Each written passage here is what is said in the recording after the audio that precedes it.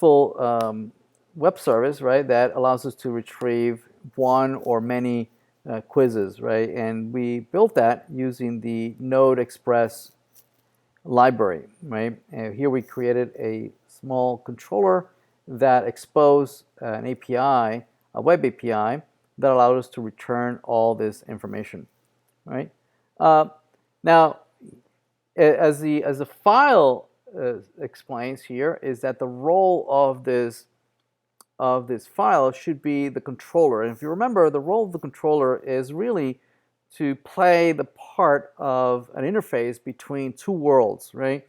It is the world of the HTTP world, right? Which is made up of streams, of cookies, headers, ASCII going back and forth, traveling, being serialized, deserialized, right? Back and forth between the internet world.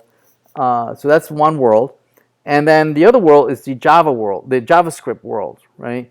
That is made up of functions and variables and JSON and whatnot. So the controller responsibility is to play the part of interface between these two worlds, and the way it plays that part is that it declares that it's listening at these incoming requests, HTTP requests coming from the internet, and then after doing its magic and converting that into JSON and JavaScript, it gives you a couple of variables, request and response, that allow you to interface with this world. It gives you this API of sending a response, reading things off of the URL, blah blah blah.